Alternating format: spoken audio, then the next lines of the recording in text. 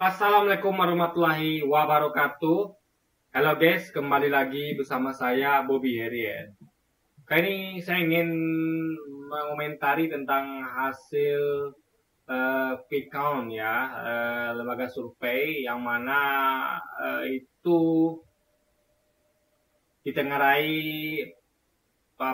calon 02, calon presiden dan wakil presiden 02 yaitu Prabowo Gibran itu unggul sekitar di posisi 57 sampai 59% gitu kan ya.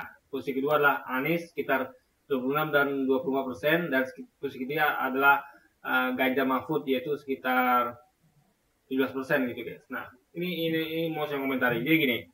Pertama, kita harus sampaikan bahwa ini belum resmi ya. Ini hanyalah quick count. Ya, quick count itu kan hanya, kalau saya nggak salah ya, mungkin kalau salah dikoreksi, tolong dikoreksi. Jadi sekitar 10% TPS ya kan, diambil secara random gitu kan, acak gitu kan. Jadi kita perlu menunggu hasil KPU nanti ya, dan kita tentu berharap ini 2 putaran, karena kalau 2 putaran tentu akan lebih seru pertarungannya gitu kan ya, karena kita tahu kalau 2 putaran nanti akan maju itu adalah Prabowo Gibran dengan Anies Muhaimin. Nah, itu PDI tentu akan mendukung Anies Muhaimin gitu kan. Nah, ini akan seru pertandingan nanti gitu. Nah, cuma gini loh guys ya, saya mau sedikit merefleksikan tentang semua yang terjadi gitu.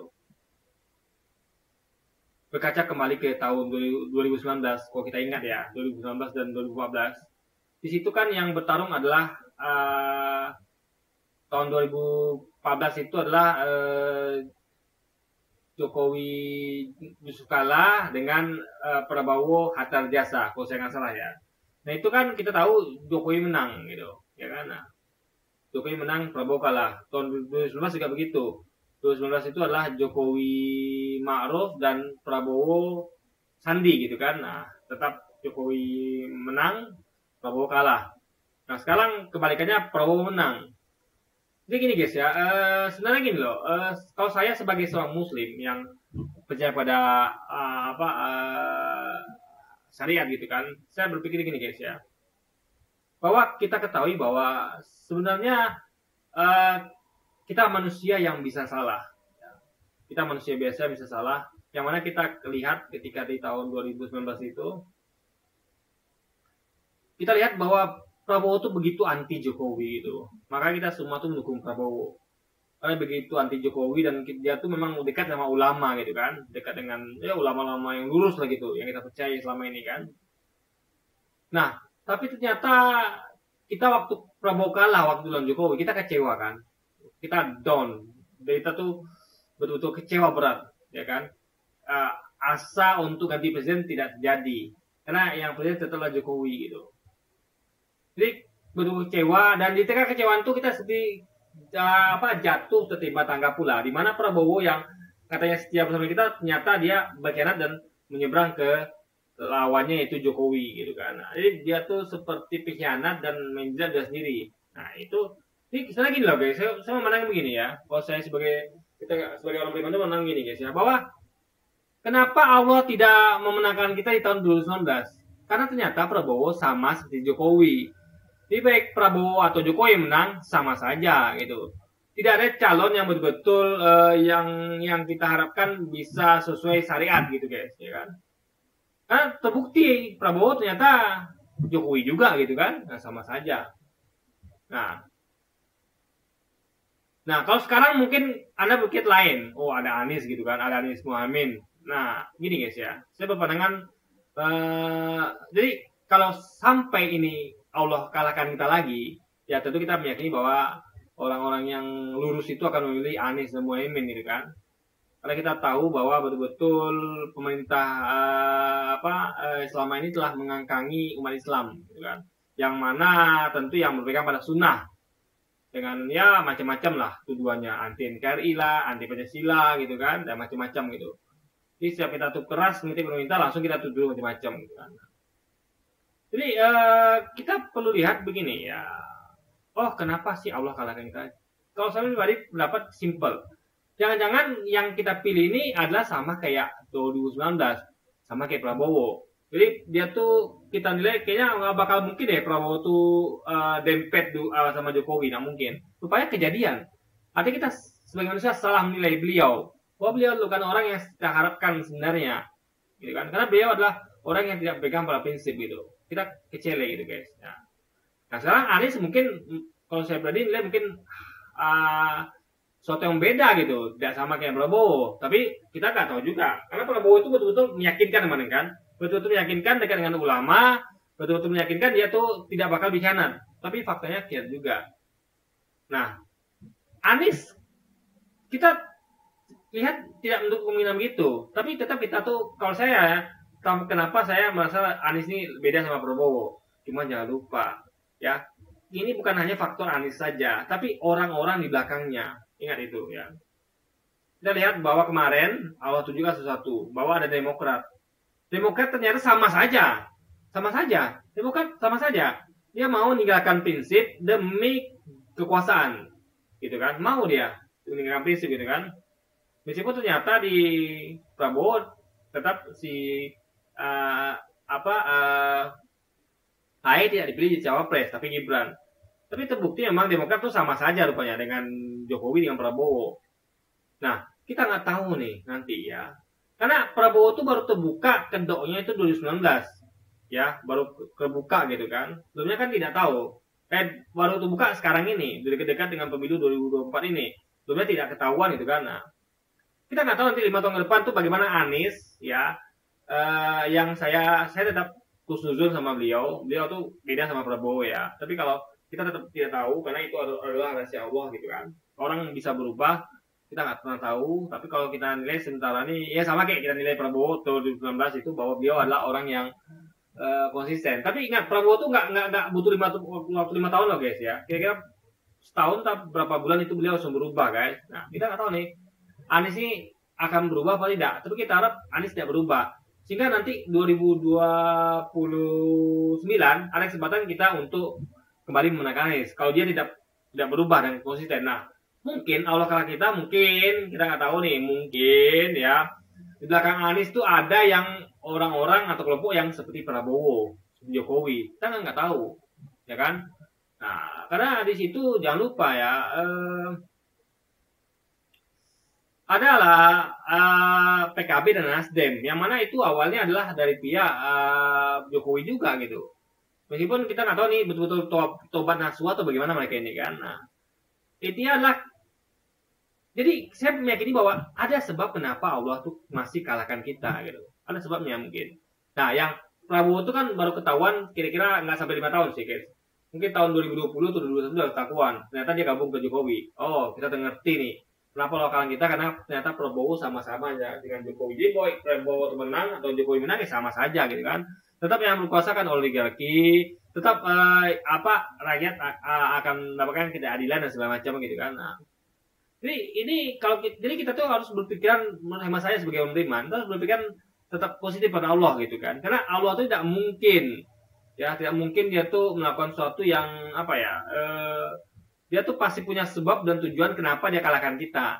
Ya karena pemimpinnya tidak ada yang betul-betul dari capresnya maupun hingga ke partai-partai pendukungnya itu betul-betul bisa menegakkan keadilan dengan bagus, dengan baik gitu kan. Makanya mungkin di belakang Anies ada kita nggak nuduh ya, mungkin kita berkaca pada Prabowo tahun 2019 saja gitu, itu terjadi. Kita jadikan refleksi lah guys ya, bahwa mungkin saja begitu. Jadi yang penting jangan lupa kalau Allah kalahkan kita, jangan lupa bahwa pasti ada sesuatu yang kita nggak tahu, Allah tahu ya.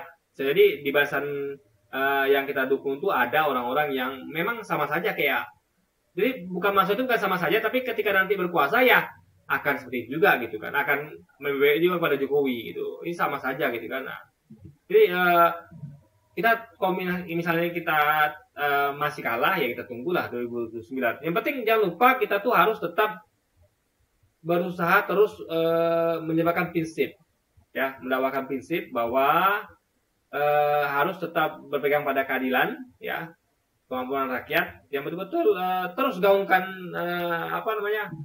membangun kesejahteraan rakyat, sehingga nanti dengan rakyat yang cerdas mereka akan bisa memilih orang-orang yang betul-betul orang-orang yang betul-betul baik gitu, nggak kayak sekarang yang baiknya di awal ujung-ujungnya nggak baik gitu kan. Nah, jadi kita semua tertipu gitu kan. Nah,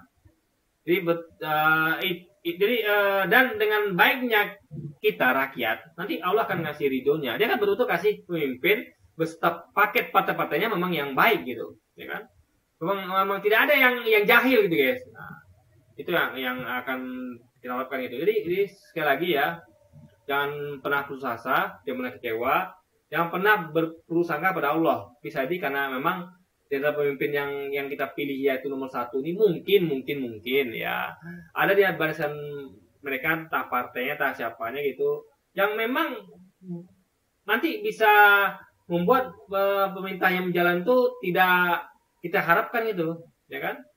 Jadi seperti kejadian sama Prabowo lah gitu kan, berubah gitu kan. Nah, jadi waktu kampanye itu menggebu-gebu betul ya kita sangat kagum gitu, tiba-tiba ujungnya Jokowi juga gitu kan. Nah, ini poin itu guys. Jadi kita tuh harus tetap semangat dan jangan putus asa gitu. Jadi kita harus terus introspeksi diri. Itu jangan lupa ya. Pasti ada yang suatu kita tidak tahu yang Allah tahu ya. Jangan kita tuh anggap kita tuh maha tahu. Jangan. Yang maha tahu tuh hanya Allah. Kita hanya orang yang manusia yang bisa menduga-duga apa sih kemauan Allah gitu kan. Nah, Allah tuh pasti maunya tentu yang terbaik untuk kita gitu kan. Nah, ini mungkin Allah tuh adalah memberi kita sebagai ujian gitu. Bahwa kalian tuh Allah tuh ingin menunjukkan pada kita bahwa sesungguhnya bahwa kalian tuh tidak tahu loh. Kalian tuh mengira orang kalian itu adalah seperti Prabowo adalah orang yang kalian harapkan. Tidak.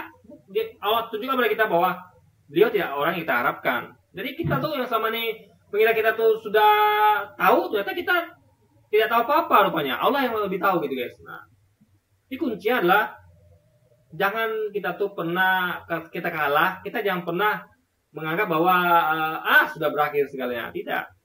Bisa jadi memang tidak ada calonnya yang bagus gitu. Jadi kita tunggu saja gitu.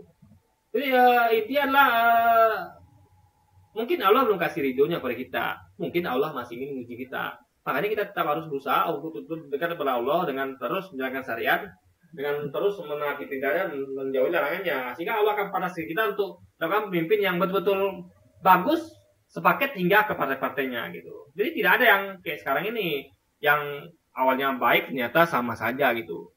Buruknya dengan yang sebelumnya gitu kan. Jadi guys, itu saja mau saya sampaikan gitu kan. Kita berdoa semoga kita tapi sih kita belum apa ya. Mungkin ini adalah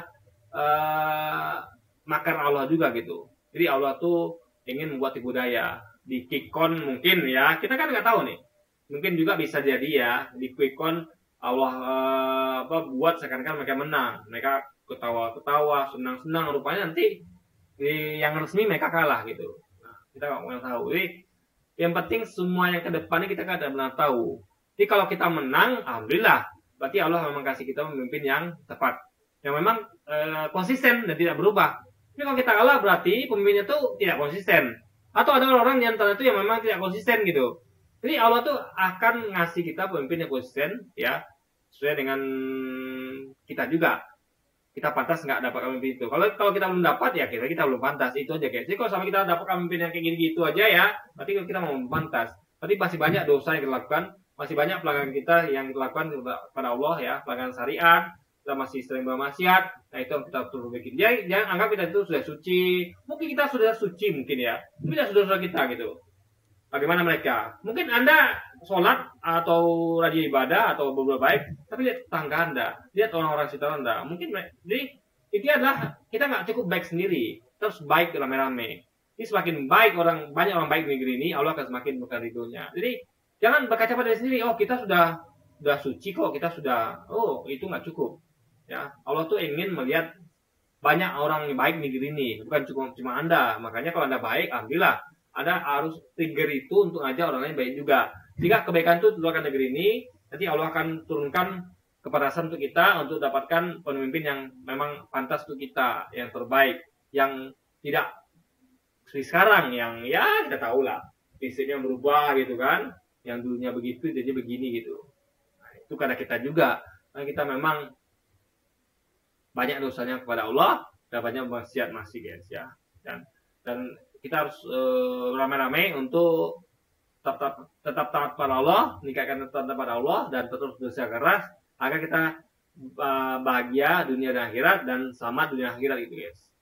Oke, jadi mungkin sekian dulu aja video kita ini, dan sampai jumpa lagi di video-video selanjutnya, dan wassalamualaikum warahmatullahi wabarakatuh guys.